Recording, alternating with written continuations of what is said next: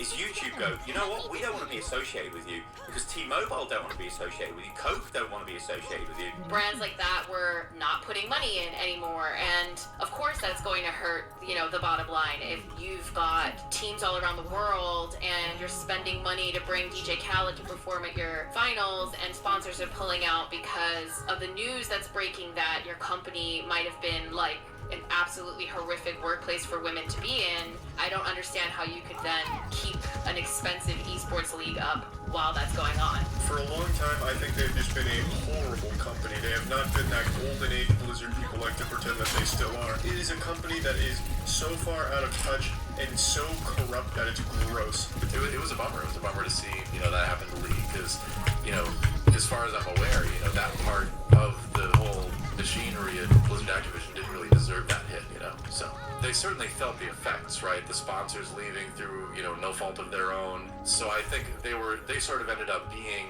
kind of like secondary victims to the whole situation, right? Where, they were also very negatively affected by all this happening. And what's even perhaps more sad to acknowledge is that a lot of devs that you might find to be heroes, I find to be heroes of mine, may have known about this all along and maybe even participated in it. It's horrible. And,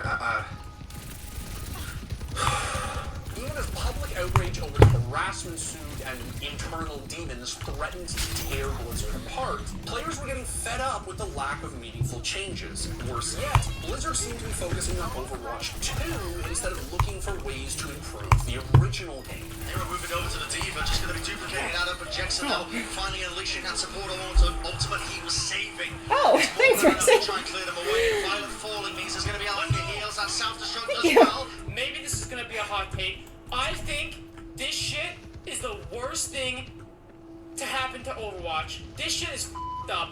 It is not fun. It is not skill. It is f***ing bullshit. It is dog shit. This is so bad. I don't know, because people are going to say, oh, what about Big Release? Or what about f***ing Goats? Or, no, this is so bad. There was no lights in that tunnel. That tunnel was pitch black. We were doing more than fumble in the dark. We were running into walls. It was just double shield. There was no hope. There was no communication. Zero. Nothing. At all. And once again, Blizzard seemed fixated on the wrong problems. Overwatch has always been played with 2 teams of 6 players. Overwatch 2 will be played with 2 teams of 5 players. Holy shit! I think it's going to suck in the long term for off-tank players because inevitably it will mean that we're probably going to see some tank players getting shafted and going to be losing their jobs in some capacity. I would say it looks better than it did before, but there's a long way to go. There's no way that this is the work that has been done in 2 years. There's just no way. A lot of people were just kind of frustrated in losing out on what we had in Overwatch 1. One of the biggest draws that they had for the game was the fact that it was a 6v6 arena shooter, not a 5v5 like every other game out there has kind of been. So I think there's a lot of disgruntled people losing out on things like that, not wanting some of their favorite characters to be reworked because you might have to learn a completely different play style depending on what hero you like to play. You're literally cutting an entire role. It's like baseball being like, now we don't have a shortstop. All of a sudden they cut a role out and teams have to adjust. There is a community that wants a lot of Overwatch 1 back, and they think a lot of Magic was lost by 5. Whether or not that can be fixed with tanks being updated or supports being nerfed, we'll see. We'll see through the next year. If it doesn't get better the next year, I think more and more people will start to realize, maybe we did have it better. And even when Overwatch 2 did come out, the promised and highly anticipated PvE mode never materialized at all. The player base started to spiral. With everything we've learned about what it takes to operate this game at the level that you deserve, it's clear that we can't deliver on that original vision for PvE that was shown in 2019. There was no need for Overwatch 2. It was a cash grab marketing scam that made them abandon the first game for years and just try to cash grab reskins and upgraded shop. Anybody who tries to tell you that this has not been the biggest manipulation and scam in multiplayer gaming history is lying through their teeth. Crisis after crisis had eroded the foundation of the Overwatch League. A lethal combination of unrealized potential, unfulfilled promises, and unrelenting monetary issues threatened to snuff out what was supposed to be the most important thing esports has ever done. As reports of mass layoffs on the esports side began to surface, it was time to admit that the shit. day for the Overwatch League was no longer an if, I fucked but that up. rather a when. More so than anything else, the legacy of the league I'm is so gonna fucking be, bad at Tracer, it's as sad hilarious. as it may be, a legacy of failure of doing, as an American say it, biting off more than you can chew, really.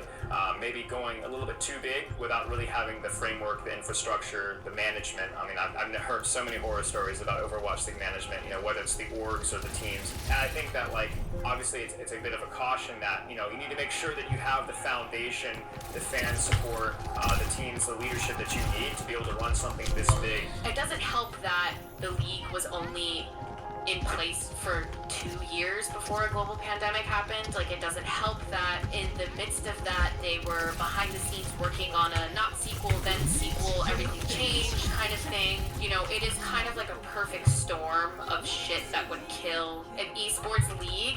Now, it didn't seem as if Blizzard was ready to announce its plans for Overwatch esports at or around the 2023 Toronto Finals. But the writing was on the wall. This was going to be the league's last hurrah. It's probably better for the health of Overwatch esports and probably better for the health of the players that it's dying, just because the format in its own, it's just not self-sustainable. It was inevitable at some point, so rather than later. I think it's probably a lesson for people in terms of the ambition behind like what esports is. I think that like people presumably expected Overwatch League to become like a multi-million like sports rival. I think it just can't hit the heights that maybe we expected for it. I think probably when you start to play it buy into like 20, 30 million, the return on investment is going to be difficult. Overwatch League has been a very ambitious project from day one, and a decent part of that ambition has been fulfilled. A lot of that has been left on the table, and you know, in an alternate timeline, we can only imagine what that would have looked like. I think Overwatch League will go down as it could have been amazing, ended up being underwhelming.